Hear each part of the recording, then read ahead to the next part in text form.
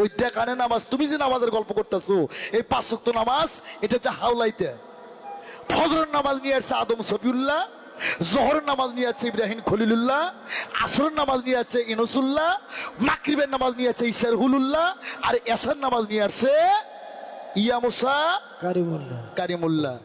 ও শরীয়তের মাওলানা, তোমার কাছে আমার প্রশ্ন, যে নবীর উম্মত আমরা, যে নবী ছাড়া পারের গতি নাই, এই নবীর নামাজ কোনটা?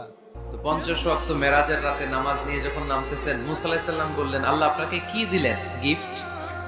আল্লাহ নবী সাল্লাল্লাহু আলাইহি ওয়াসাল্লাম বললেন, আমাকে গিফট হিসেবে দিয়েছে 50 ওয়াক্ত নামাজ। কয় ওয়াক্ত? 50 ওয়াক্ত। মুসা আলাইহিস সালাম বলে, সর্বনাশ, বলেন কি 50 ওয়াক্ত পড়বে না?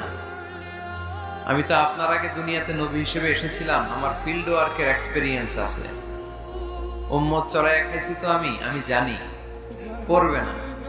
আপনি যে দেখেন কমায় আনা যায় কিনা। পড়ি নাকি আমরা? 5 ওয়াক্ত তো পড়ি না, ঠিক কিনা? তো গেলেন, যে বললেন আল্লাহ, মুসা আলাইহিস সালাম তো বলে যে পড়বে না আমার উম্মত, কমায় দেন না। আল্লাহ 5 ওয়াক্ত কমায়া 45 ওয়াক্ত দিলেন। আবার নেমে আসলেন কত? 45। মুসা আলাইহিস সালাম বলে, আবার যান, আবার পড়বে না, পড়বে না, কমায় নেন, ভালো হবে। আবার গেলেন, আবার 5 কম।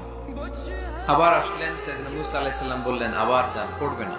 আবার গেলেন, 9 বারে 5 নং 45 ওয়াক্ত কমায় দিয়া রাখলেন কয় ওয়াক্ত? 5 ওয়াক্ত নিয়ে আল্লাহর হাবিব ফিরে আসতেছে। মুসা আলাইহিস সালাম বললেন, কি অবস্থা, কয় রাকাত, কয় ওয়াক্ত? আল্লাহর হাবিব বললেন, এবার দিছে 5 ওয়াক্ত। মুসা আলাইহিস সালাম বললেন, এটাও পড়বে না, ঠিক কিনা? এটাও পড়বে না, কমায় নিয়ে আসেন।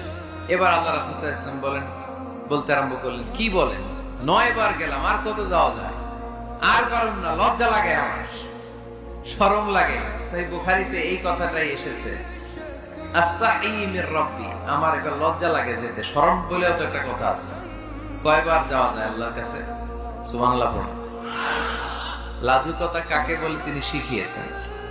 ছোটবেলায়, শৈশব, কৈশোর, যৌবন, সব সময় তিনি লাজুক ছিলেন। আমাদের মধ্যে লাজুকতা নেই, ঠিক কিনা?